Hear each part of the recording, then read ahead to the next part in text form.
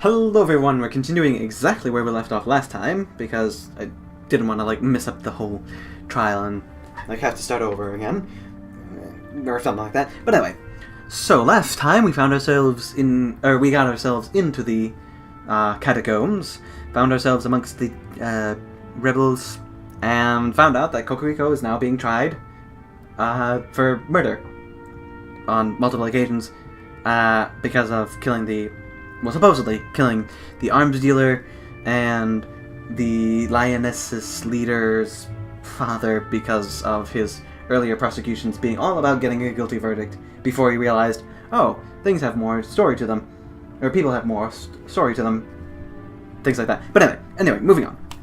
I said it anyway twice. So, we have to figure out what we have to ask about, and I think maybe we'll start with the pistol that Cocorico had. Fontaine, I have a question regarding Cocorico's Grandmere pistol. First question, I guess, was, are you sure that the gun was fired? Is there any way to tell whether the gun had been fired recently? That is an excellent question. Yes, there are a couple of ways. For around a minute after firing, the pistol barrel is going to be hot to the touch. That's a dead giveaway. But you could also check for gunpowder residue in the barrel and the chamber. That would indicate that a gun has been fired since it's been cleaned. So by your own analysis, would you say that Cocorico's weapon was fired last night? It's difficult to say. I never stopped to check the pistol's barrel temperature at the time of the incident, so we couldn't use that method. If I checked for gunpowder residue now, I see a little in the barrel. That could indicate a recently fired weapon, but it could also indicate a lack of proper maintenance. So basically, you don't know whether this weapon was or wasn't fired last night. No, monsieur. If we cannot be certain whether Cocorico even fired his gun, then this whole trial ought to be thrown out. Nice try, Falcon, but Cocorico is still our prime suspect. He was standing over Croque-Monsieur's body with the weapon in his hands.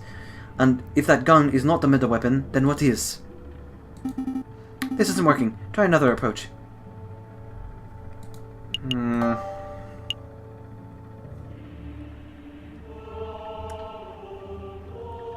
No, she'll probably get angry if I ask that, so...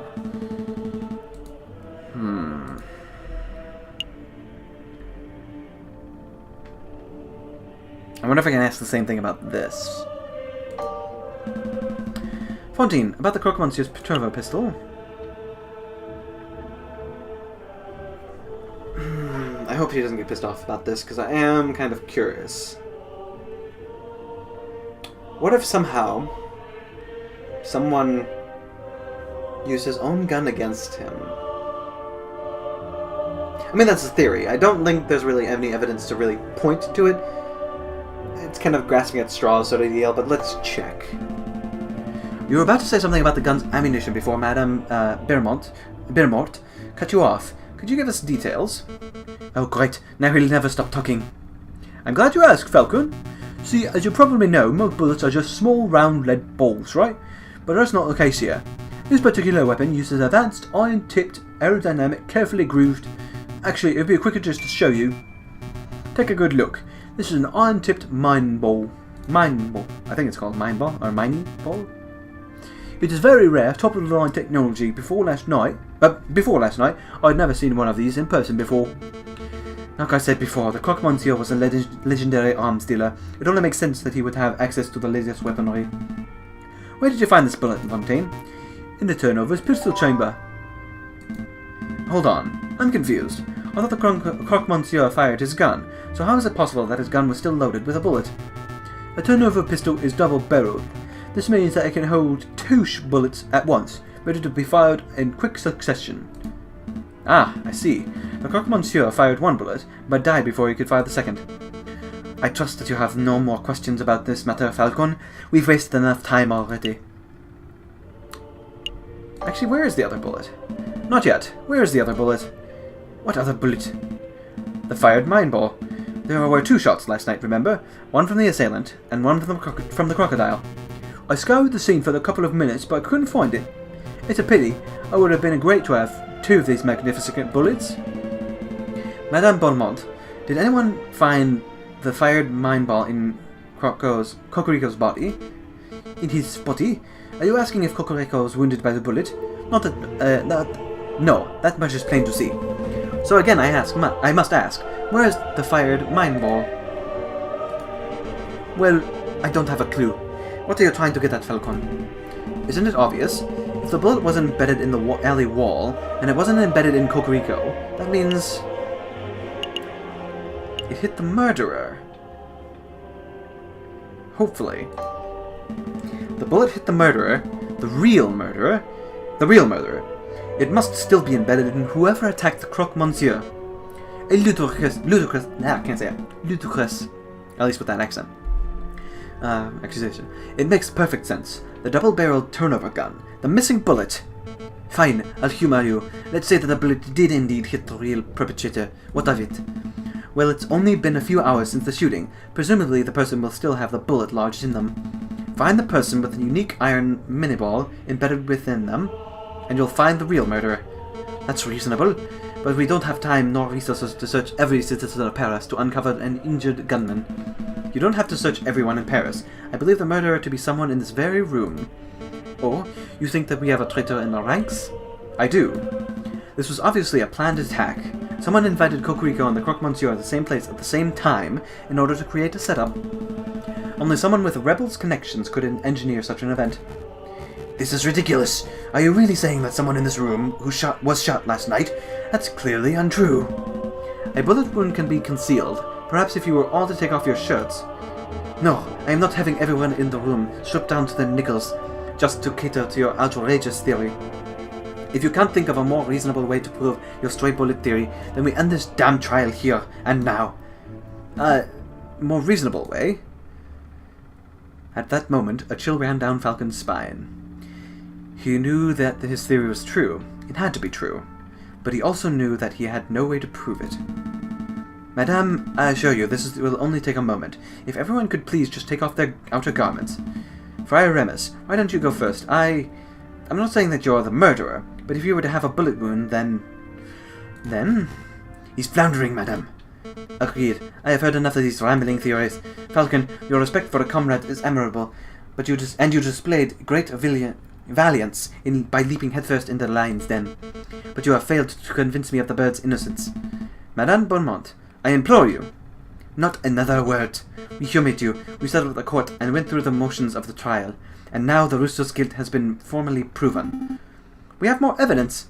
Enough! The trial is over! Severin Cocorico, you have been formally tried by the people of the Second Republic. We have found you to be guilty on the counts of conspiracy, of the murder of Croque Monsieur, and of the murder of my father, Jean Beaumont. Madame, please! JJ, it's alright. I have made my peace. This is far from alright. Dying in the name of a new republic, at the hands of rebels. There are worse ways to go. It was good enough for Robespierre, right? Severin.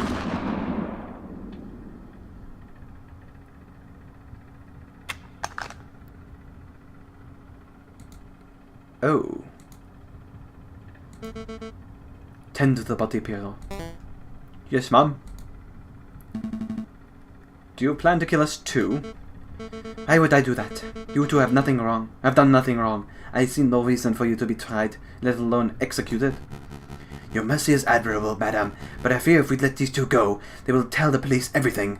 It would compromise us. No, we promised to keep our beaks shut, right, Falcon? Ah, but we cannot trust the word of potential traitors. Madame, for the good of France, we must execute these birds right now. Some man of God you are. I hate to admit it, but you have a point, Ramus. This is an unpleasant situation. What to do? I'm starting to wonder if maybe there was something I could have done to prove his innocence, but I made the wrong choices. I asked the wrong questions. At least in the wrong order. Oh, shoot. Okay, I know. I'm going to give you a choice. You have two options. The first is that I shoot you right here and right now. That's not something either of us particularly wants, but if it must be done. What's option number two? You join us. We need lawyers to help bring the new republic into fruition. Your skills would be very much appreciated. Our skills? Somebody has to draft new laws. Somebody has to file the paperwork to secure the new Republic's international recognized legal status. Somebody has to prosecute the officials who corrupted this country. Wouldn't that be a glorious job? You mean prosecute the Prime Minister or the King? We can discuss the specifics later. For now, I need to hear a decision. What will it be? Considering that they're a bunch of assholes, and they just killed someone that I liked, somewhat anyway, and I don't really necessarily, well, I don't approve necessarily of the other government either, currently, by the sounds of it. The prince, like, censoring everything and all that.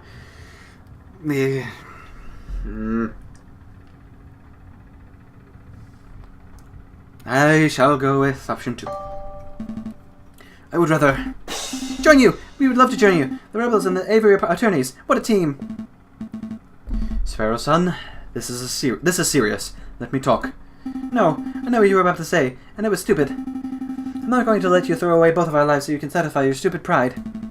I refuse to work with a monster who murdered Severin. You don't have to be happy with this task. Just play along. Are you two done conferring? We can't draw this out any longer. Fine, we'll work with you. Good, then a verbal contract has been made. So, what happens now? Pierrot and Fontaine will lead you to Les Canards Joyeux. I will finish up to here and meet you in 2 hours. Needless to say, they shall be keeping a close watch on you. Don't even think about running. Of course. Then we're done here. Fontaine, lead the way. Yes, madame. Come along, you two. You can't seriously be trusting these filthy lawyers, madame. They're probably plotting revenge for their dead friend at this very moment. I do trust them. Throughout that trial, I got the impression that Falcon was trying to de-escalate the situation. Wait. Citation. Yeah, citation. Avoid the violence. Such a viewpoint is naive, but this is exactly what we need in this revolution. But they will betray you! If they are stupid enough to even raise one finger against me, they will regret it. God damn it, though. I wanted to save you, Severin. You can come out now, brother. How did it go? Better than we ever hoped for. The rooster is dead. The madame has tasted her first blood. I'm amazing. Completely worth getting shot for. Damn it, I knew I could have used that. A meddlesome Falcon tried to disrupt the execution. Falcon? Really? That tenuous wretch. Don't worry, he floundered and bumbled around hopelessly. The madam thinks that he is of some use, but really, he's as good as dead. This is marvelous. Every piece is falling into place. Our dream will be a reality in no time at all. To reason, brother. To reason. God damn it. If I only could have somehow drawn him out. Dots. More dots. I hope you don't harbour too much hatred for the madame. I know that the rooster was your friend, but the madame does what she does for the good of France. Boy, oh boy, this is awkward. It's a bit. Perhaps a round of drinks are in order. After all, this is a tavern. What do you two say? A good drink would be nice, but no.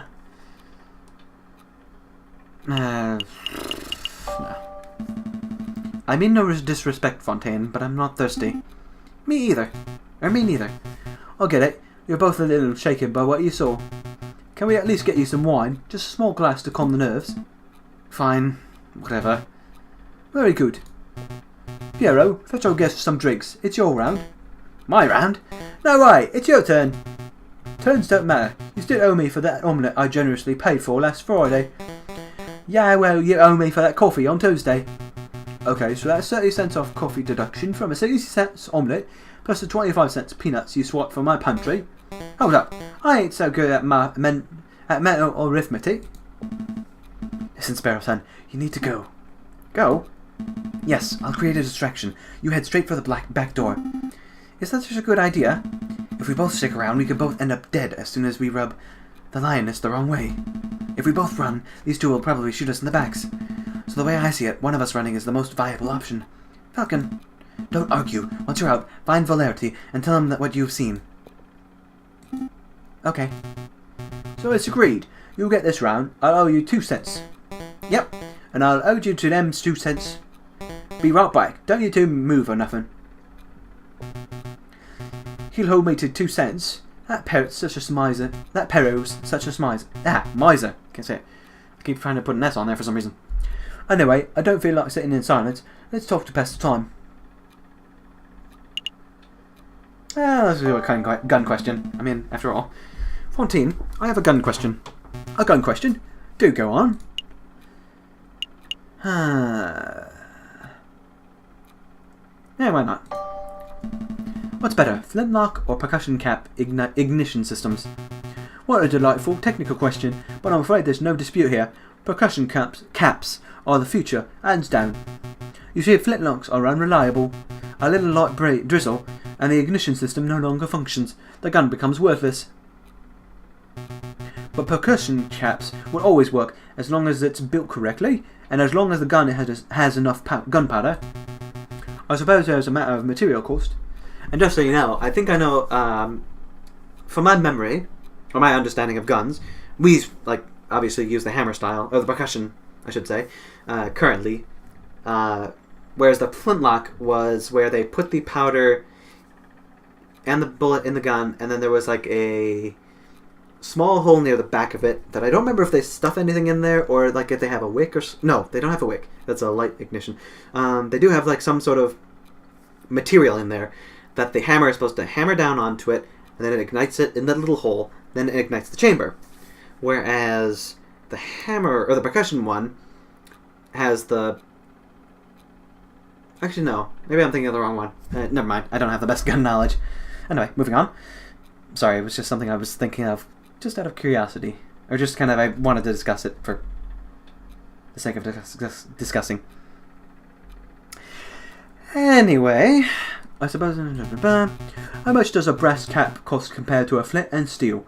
It's a little pricier, I think.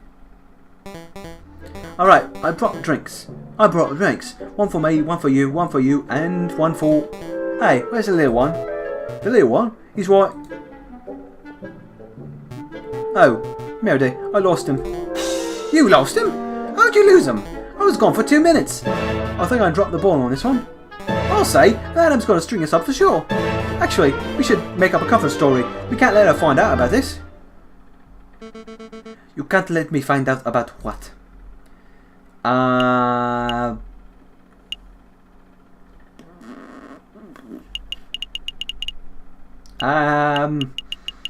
Screw it, I'll take the heat.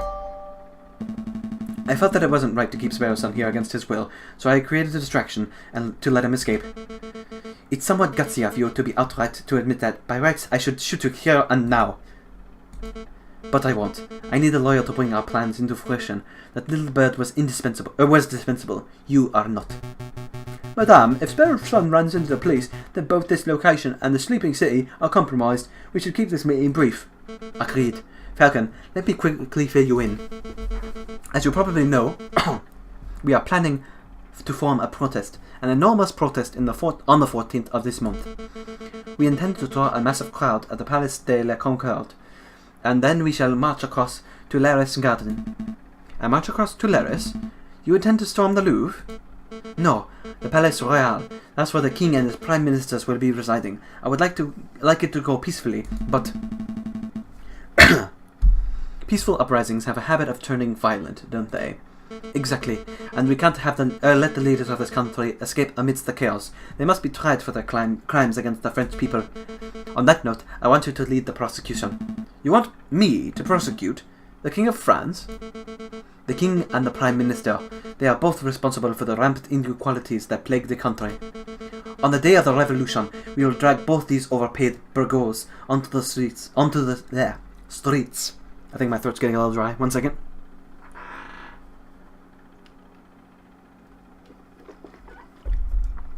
Much better. And you shall prosecute them then and there. I think I understand. Prosecuting the pair for crimes against humanity, I suppose? It could certainly be done. If I were to interview a lot of citizens, gather a lot of evidence, file some paperwork, I could probably prepare a case in around 2 months. We don't have that luxury of time. Use your ingenuity on a day, just like you did in the catacombs. You can't be serious. There is no alternative. The wheels of the revolution are already turning, and the revolution will ignite in under a week.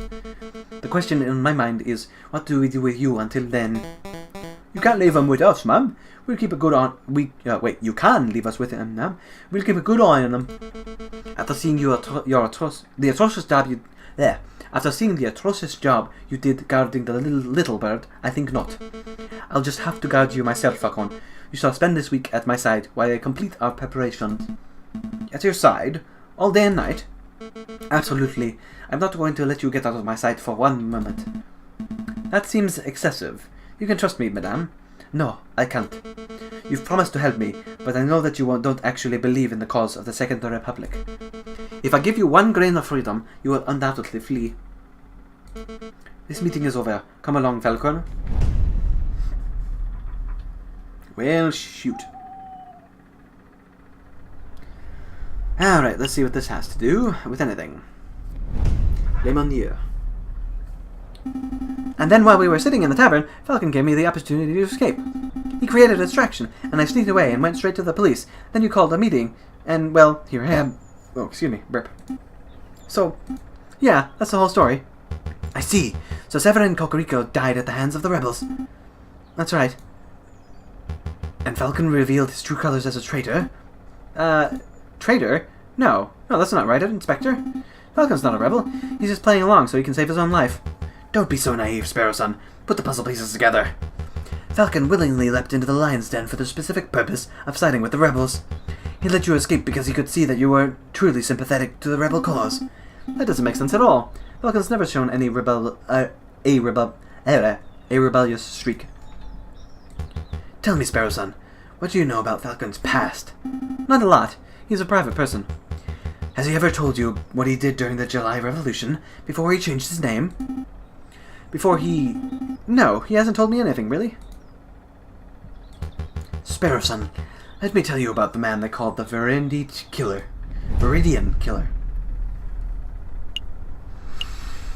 Let's see.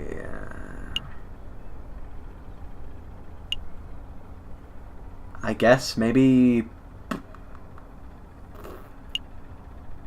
Tulares? Let me think. So it takes 10 minutes to walk from the Palace de la Concorde to this very spot. And the Palace Royals lie 5 minutes to the north of here. But the crowd will be fairly large and slow. It may take maybe 3 times as long to make the move. Having a logistics problem, madam? Perhaps. The plan is to walk the crowd from here through Tulares to the Palace Royal. But if we take too long to pass through Tulares, the police will trap us in. We could be flanked and slaughtered. That is quite an issue. Running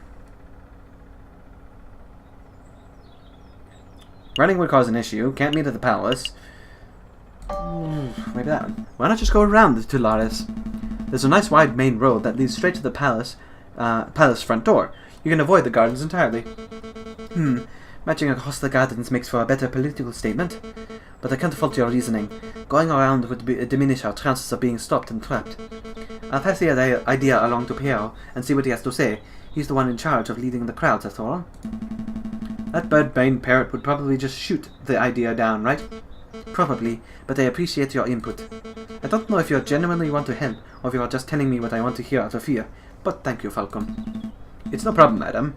For the Second Republic, right? Right, for the Second Republic.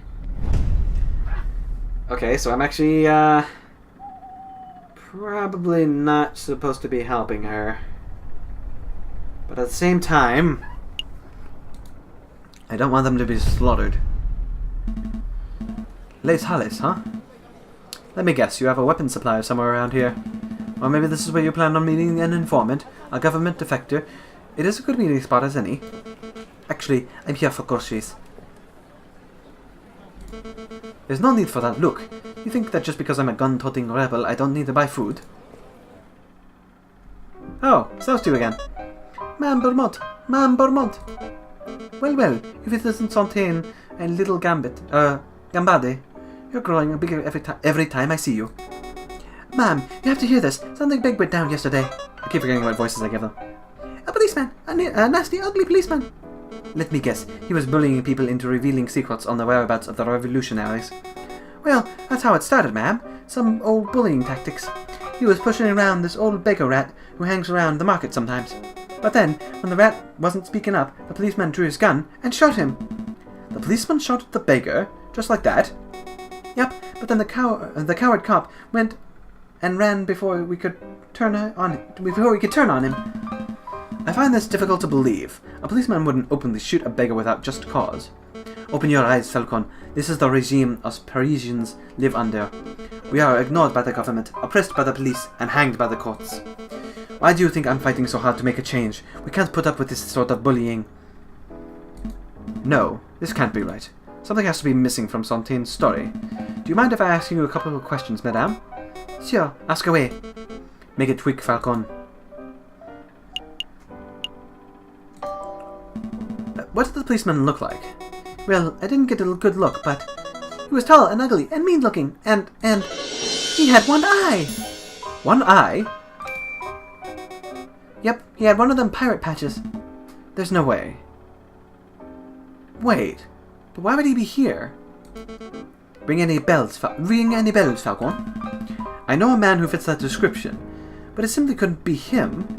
He's a bitter individual, but he's morally righteous. I can't imagine him shooting an innocent person so recklessly.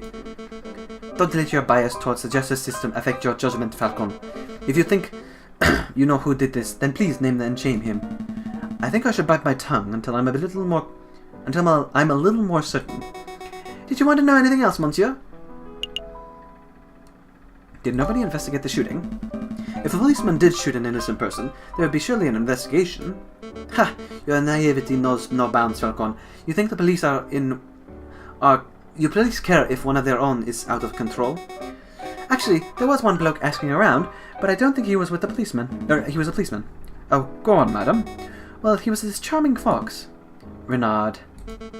A friend of yours, Falcon? Something like that. We should probably pay him a visit to see what he's up to. Pay him a visit? I suppose we can set aside a little time. We have plenty of time. Did you want something else? Question. Who was the rat? Just who is this beggar rat? I didn't really know him well, monsieur. None of us did. He was kinda a loner who hanged around asking for scraps of food and cents. I don't even know his name.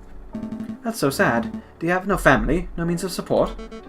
Falcon, do you have any idea how many beggars there are on the streets of Paris? How many people go hungry? How many people are forced to turn to crime? I'm well aware, madam. I am asking these questions to see if there was perhaps some reason why that particular rat was killed.